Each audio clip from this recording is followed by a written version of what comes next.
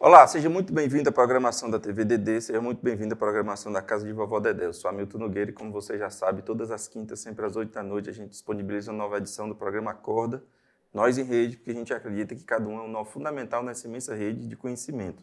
Estamos aqui, portanto, valorizando a cultura, os bons conteúdos e valorizando você.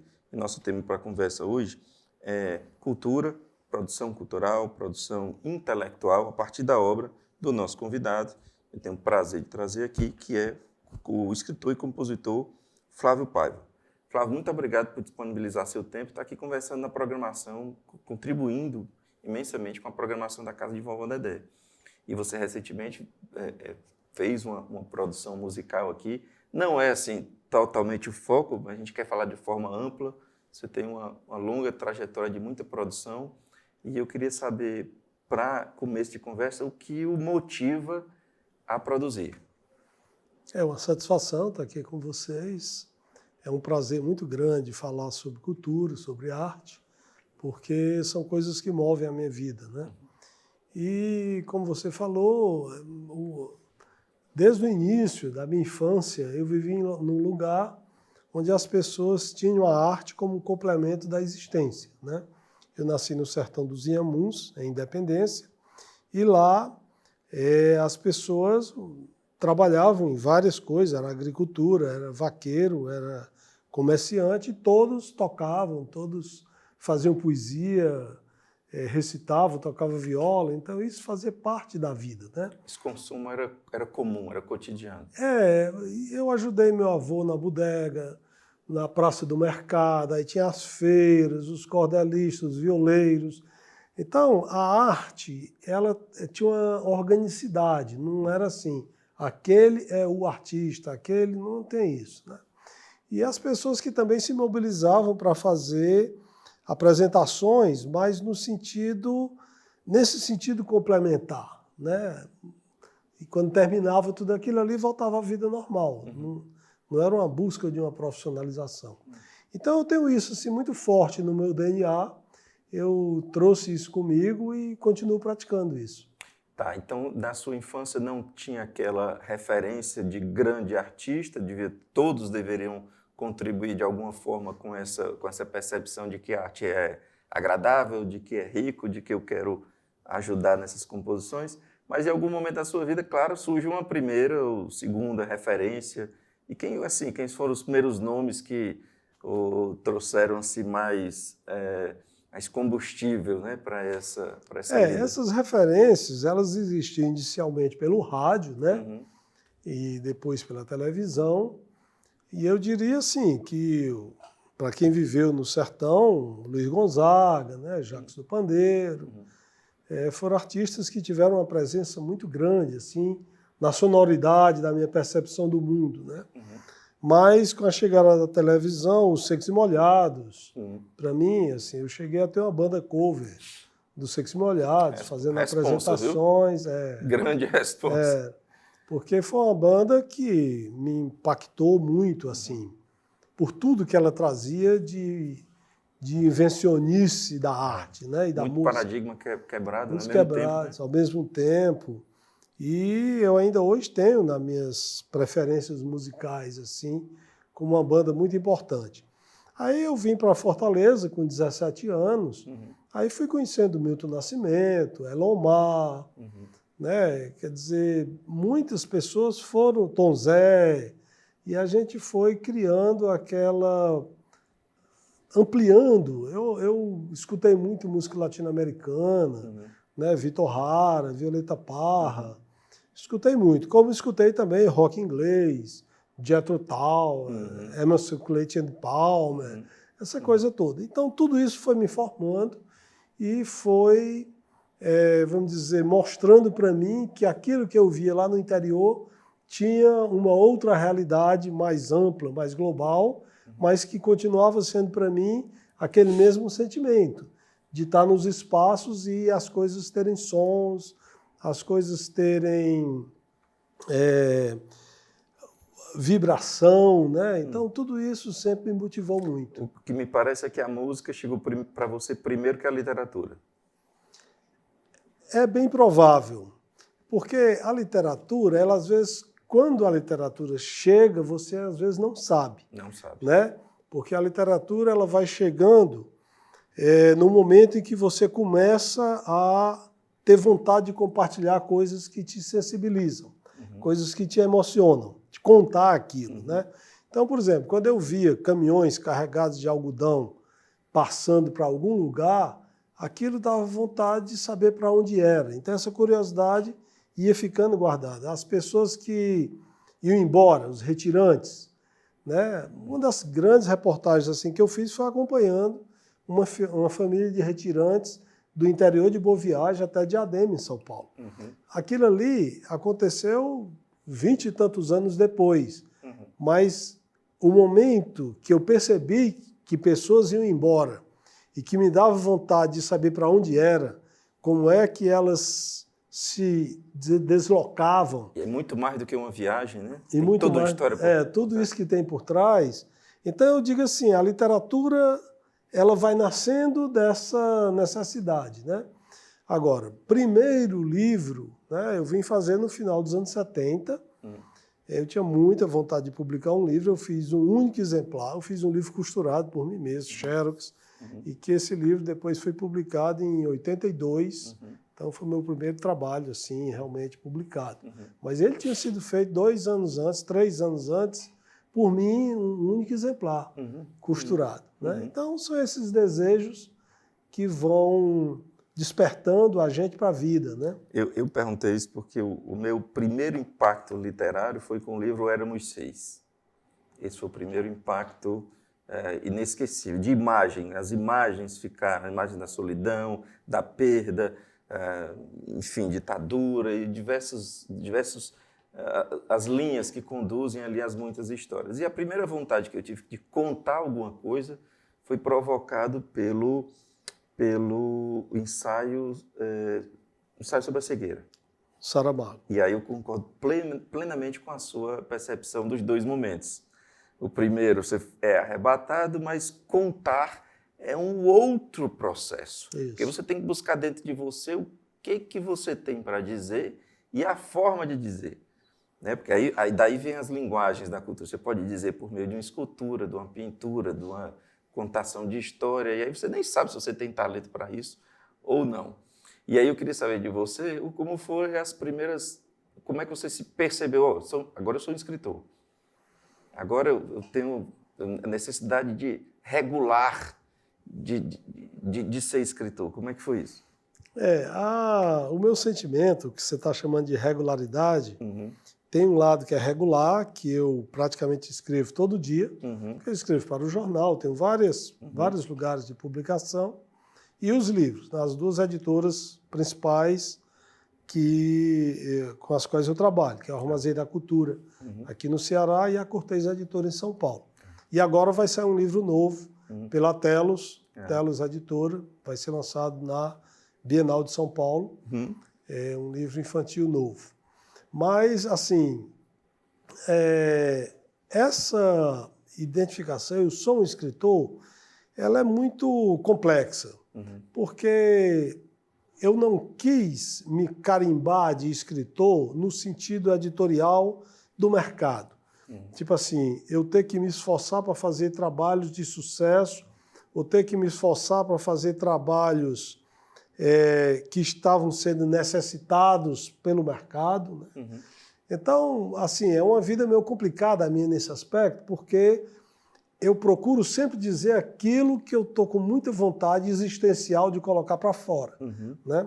E isso nem sempre entra em linha com o que está sendo pedido. Né? Você, às vezes, faz uma coisa e aquilo não tem um número, vamos dizer, expressivo de pessoas que vá se interessar por aquilo. Mas é uma coisa que eu acho importante e que eu gosto de falar sobre aquilo. Né? Então, eu não sei, assim, muitas vezes eu fui convidado, sabe, Hamilton, para entidades de escritores infantis, eu não participo de nenhuma.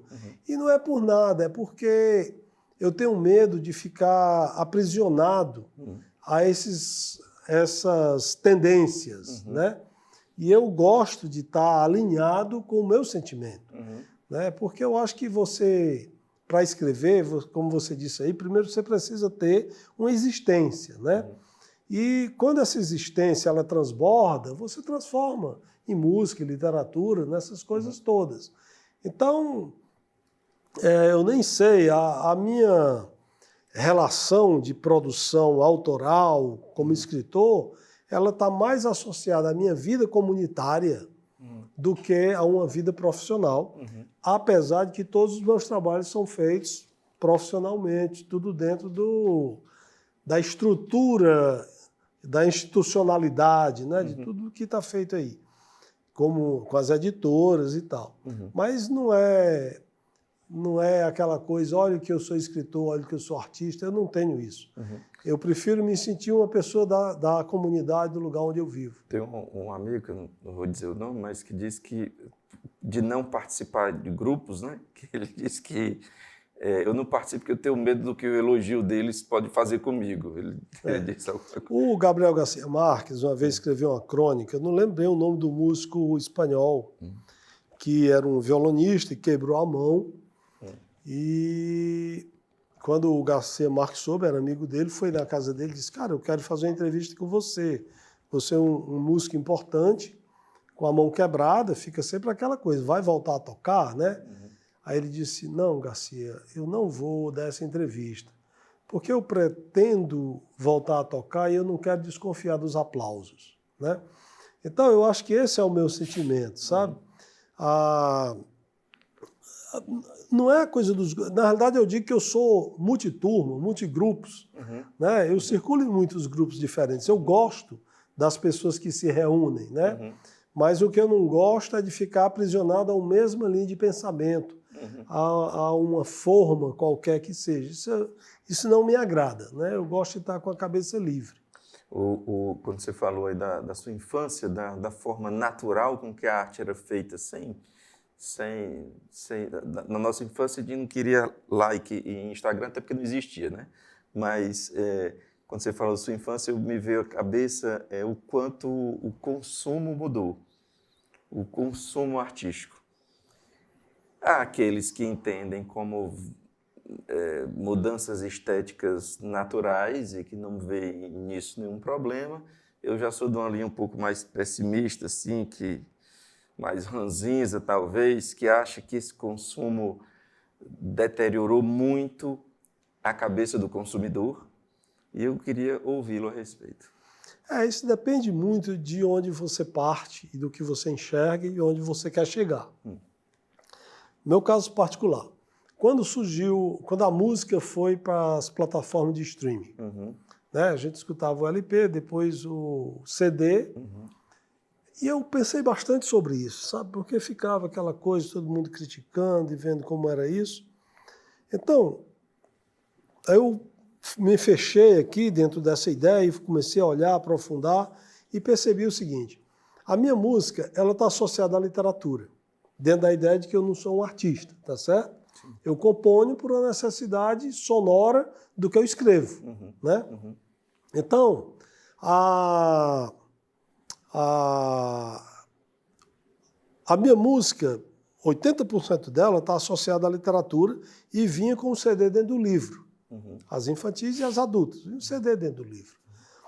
O que o streaming me impossibilitou? Reduzir o custo desse livro, tirando o CD de dentro do livro. Tá certo? Eu ponho a partitura e põe... Te ajudou na produção, então. Na produção. Mas ajudou também em outra coisa. Eu fazia um livro infantil, vinha com um CD, e às vezes a criança quebrava o CD, arranhava o CD, e não tinha mais como escutar aquela música. No momento em que eu coloquei todo o meu material nas plataformas, eu tirei, vamos dizer assim, eu criei, na realidade, a possibilidade de, em qualquer lugar do mundo que uma pessoa deparar com o que eu escrevo e que quiser ouvir a trilha sonora, que eu chamo de ilustração musical, daquele livro ou daquele texto, qualquer que seja, ela vai poder. Agora, para não ficar também dependente disso, eu coloquei no meu site toda a minha produção em MP3 para download gratuito. Porque aí não é obrigado a pessoa ter um Spotify, um Deezer, um Apple Music. Não é obrigado a pessoa ter isso. Pode estar num lugar que não tem. Por falta de acesso, ela não vai deixar de conhecer Não vai a obra. deixar de ouvir. Então tá lá, ela entra no meu site, baixar, download gratuito, sem problema. Então eu uso esse sistema que foi montado em meu benefício. Algumas pessoas dizem, mas eles estão ganhando dinheiro em cima de ti, porque distribui. Sim, quem é que não está, né? Quer dizer, nós estamos numa situação que é muito difícil a gente pensar fora desse paradigma de que tem alguém ganhando alguma coisa com o que a gente faz, né? E para mim o mais importante é passar para essas pessoas que se interessam pelo que eu me interessei, né? Então, eu não tenho muito esse drama nesse espaço. Agora, como usuário, eu ainda tenho uma dificuldade, porque eu gostava de escutar o disco, o LP, deitado, escutava um disco do lado B, lado A, lado B, CD também, e ainda não me acostumei muito, apesar de que eu não tenho mais... Eu tenho CD e tenho uns LPs guardados, mas não tenho mais como escutar. Está tudo desativado. Então eu me sinto assim num déficit de audição de coisas que eu gosto por falta de hábito, né? Eu estou com o meu celular, posso acessar, posso ouvir no carro, mas nunca lembro. Tá certo? Ainda não entrei no fluxo, né? Mas acho muito bacana. Acho que a gente, na realidade, evoluiu nesse aspecto da disponibilidade. Agora, o que nós ainda estamos aprisionados é o formato antigo das gravadoras, da indústria cultural, continua o mesmo. Você continua ouvindo o que eles querem, quer dizer, está tudo disponível, mas o jabá continua funcionando, as ofertas de entrar, você está escutando e começa a entrar as coisas Até que você... porque a gente tem menos tempo para experimentar, né? Também. Parece que você tem... A vida tornou-se tão complexa, com tanta parafernália e tantas ofertas, que você vai seguindo ali alguma opinião de um mainstream, você sabe nem exatamente de onde é que surge, mas você acaba... E a questão do algoritmo é porque ele vai identificando o que você procurou e vai colocando outras coisas aproximadas com aquilo que ele quer vender daquilo que você ouviu. Então é o que o pessoal, os estudiosos chamam de bolha, né? Você vai ficando dentro de uma bolha, e vai perdendo essa liberdade da busca, né? Você sofre com o que você escreveu ontem? Ou você gosta do que você escreveu? Eu gosto de tudo que eu escrevi foi por essa motivação. Eu respeito muito a minha motivação em cada tempo, mesmo que, por exemplo, se eu fosse escrever hoje sobre uma coisa, fosse diferente, mas aquela pessoa, naquele tempo que escreveu aquilo, eu tenho um respeito profundo e gosto. Eu gosto das coisas que eu faço, sabe? Elas são muito imperfeitas, porque eu não tenho tanto tempo de estar maturando. Tem texto que eu publico, só li uma vez e não deu mais tempo. O do jornal, então, eu faço questão de escrever às vésperas. Sim. Que é para ele sair quente. Às vezes sai com erro de português, uma digitação errada, mas eu prefiro vamos dizer, que saia com esse tipo de defeito do que com o defeito da falta de sentimento. Entendi. Então, eu priorizo o sentir. E gosto de dizer que sentir é melhor do que entender.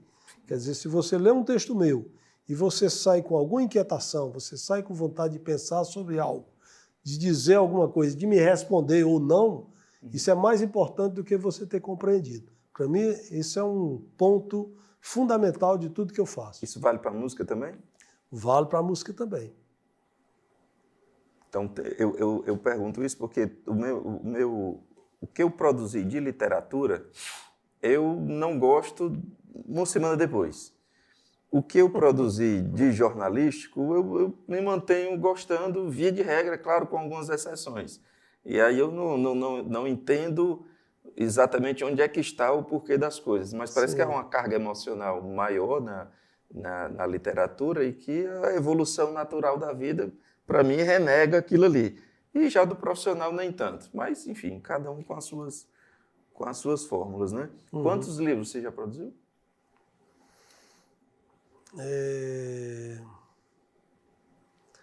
Olha, eu não vou te dizer o número exato, assim, mas talvez uns 26, 27 livros, entre adultos e infantis e juvenis. E música, tem noção? Música talvez tenha em torno de 140, gravadas, né? Sim. Umas 130, 140. Certa vez eu propus ao Patriolino, Carlos Patriolino, a gente fazer uma songbook dele com as inacabadas. Sim. E ele ficou assim, mas com as inacabadas, eu disse, claro, a gente não sabe até quando é que a vida vai. Então, registrar as inacabadas. Ele ficou inquietado com aquilo ali, mas aí veio a pandemia e a gente acabou não fazendo foi nada. Mas Mas é uma boa ideia. As inacabadas. Né? Uma coisa que eu gosto de fazer dentro dessa sua preocupação é assim, toda música que eu gravo, eu peço o Tarcísio Zé de Lima para fazer a partitura. Sim, que também estão todas disponibilizadas com o PDF no site. Pode baixar qualquer uma, tem 100 e tantas lá, todas feitas pelo Tarcísio, que é um maestro, meu parceiro, que eu gosto muito.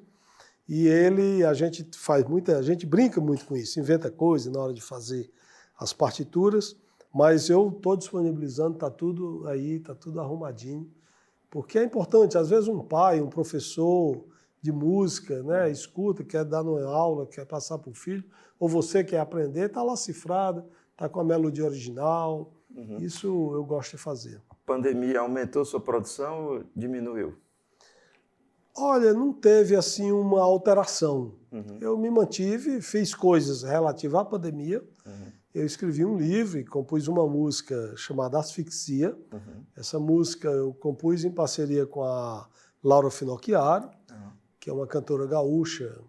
A gente fez uma balada punk, assim, bem em cima desse livro que eu escrevi chamado Asfixia, mas fiz também com o Edivaldo Santana, a música tema de um livro que, com pandemia ou sem pandemia, ele seria feito, porque eu já tinha feito a pesquisa até fevereiro, quando a pandemia chegou em março, né? Então, eu fiz um livro de ficção histórica juvenil sobre como os meus antepassados, da região dos Inhamuns, juntos com piauiense e maranhense, travaram as últimas batalhas contra o exército português que assegurou a Amazônia para o Brasil. E nós fizemos essa música, chama Toque de Avançar, que é o mesmo título do livro, né? O Edivaldo Santana, é um grande compositor de São Miguel Paulista, mas filho de um piauiense com uma pernambucana. Então a gente se juntou e fez isso aí. E produzi várias outras coisas, né? Então, eu diria que a pandemia mudou alguns meios, né? Porque, por exemplo, uma música dessa, a gente teve que, com a Laura Finocchiaro, a gente fez por telefone, por e-mail, por WhatsApp, né? Mas não parei de trabalhar e tudo continuou, é moto contínuo. Né? Eu queria, então, um pouco abordar esse seu trabalho desenvolvido aqui na casa, né? As suas composições, como é que foi isso? Como é que foi o cuidado para produzir e o resultado final? Eu não conhecia a casa de Vovó Dedé. Assim, tinha escutado falar, mas não tinha noção do que realmente era, né? Então, o Marcos Vieira, numa conversa com o Wagner Barbosa, alguma coisa assim, sugeriu, rapaz, chama o Flávio para fazer o palco aberto, tem muitas composições. Então, quando eles me falaram, eu fiquei bem animado em fazer uma coisa que resumisse um pouco tudo que eu faço.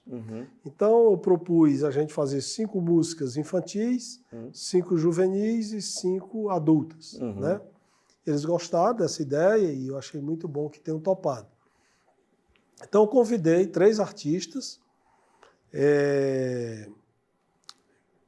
que estavam dentro da forma que eu queria caracterizar cada uma, que foi a Malu Vitorino, que é uma compositora e cantora bem jovem aqui mora numa comunidade aqui no Pecém, a Clepty Bloom, que é uma figura também muito interessante, faz música eletrônica, e é aqui do Padre Andrade,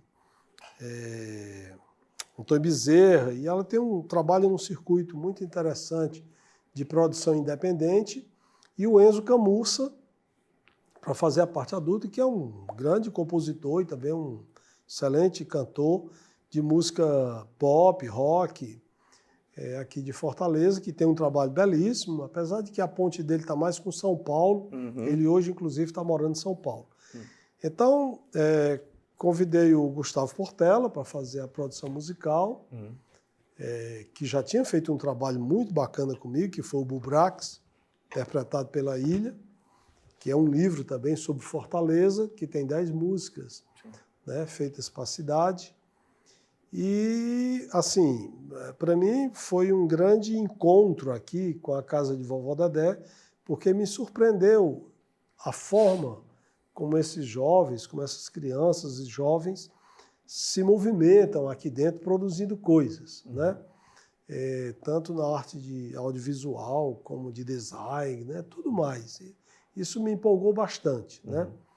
Então, a gente veio, fez os 3 shows, os 3 em 1, né? Que é 3. 15 músicas. São 15 músicas. Essas músicas, todas eram músicas antigas, algumas até bem antigas, de uns 30 anos, 20 e tantos anos.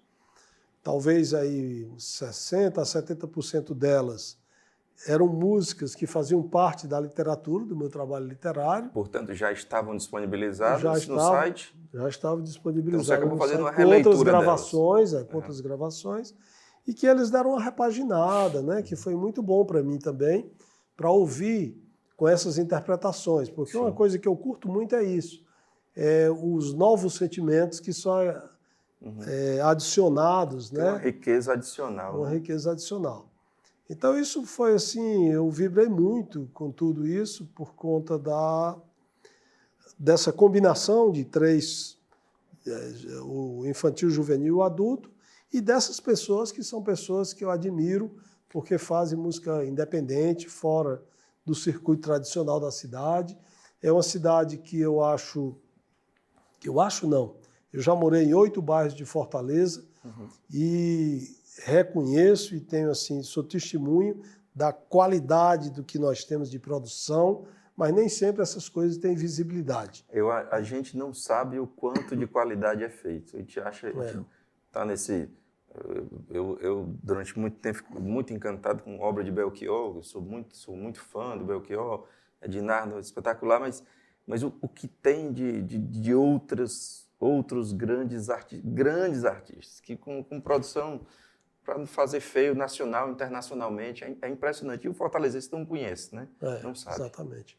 Não conhece porque a gente, na realidade, tem uma cidade com uma história muito complicada, né? De uma elite muito estreita, né? E que abafa o que não é espelho, né? Como diz a música do Caetano. Então, além das cooptações, né? É um cenário muito complicado nosso, né?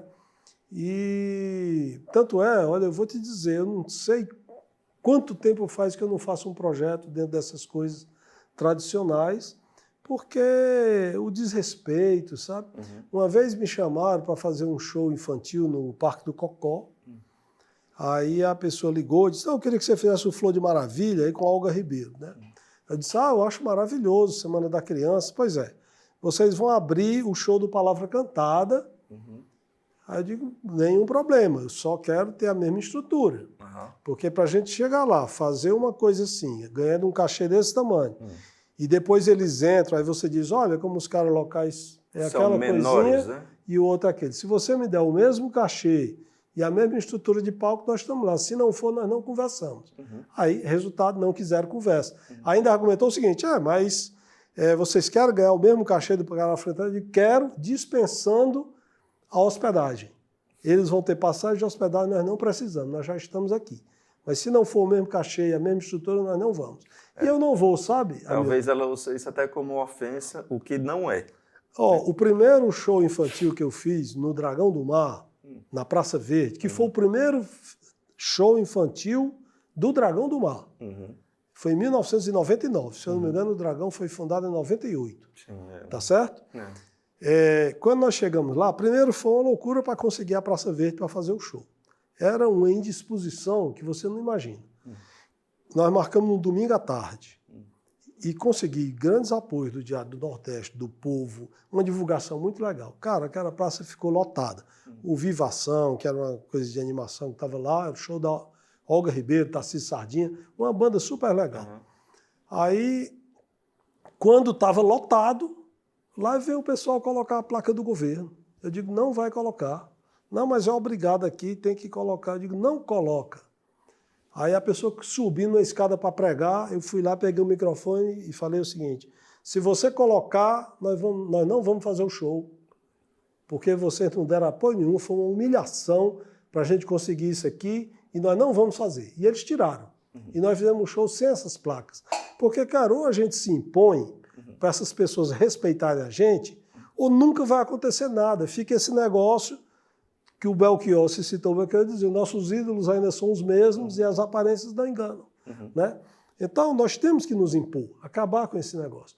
E eu, graças a Deus, venho me impondo. Onde eu estou num trabalho X, é porque eu estou respeitado. Sem respeito à minha dignidade, eu não participo. Tá certo? Não estou dentro. Então, isso é uma prerrogativa. Flávio, para a gente finalizar, quem quiser conhecer a sua obra, tanto essa produzida aqui na Casa de Vovó Dedé, quanto o que já foi feito, procura o quê, procura onde? Eu sei que hoje essa pergunta tá fora não é mais moderna, Google, porque tem um negócio chamado Google, né? Mas cumprindo um certo ritual, por favor. Se você botar no Google, Flávio Paiva vai aparecer. Mas eu tenho um site onde isso está muito bem organizado, a produção de artigos, as publicações, as músicas, está tudo lá, que é www.flaviopaiva.com.br, e tenho no YouTube um canal, onde a parte que tem vídeo está toda lá, que também é youtube.com/flaviopaiva59. Né? E toda terça-feira tem meu artigo no Jornal O Povo, né? Essa parte dos artigos. E eu escrevo para outras coisas, participo, mas é o Google que vai dizer. Velho e bom Google da vida. Flávio, imensamente agradecido pelo seu tempo e pela conversa, pelo papo. Viu? Eu que agradeço, Hamilton, achei muito bom estar aqui com você. Novamente aqui na Casa de Vovó Dedé, é uma satisfação muito grande. E aqui tem muito espaço para a gente criar muita coisa. Obrigado, Flávio. Obrigado a você que nos acompanha. Lembrando que todas as quintas, sempre às 8 da noite, uma nova edição do Acorda. Obrigado pela boa companhia e até semana que vem.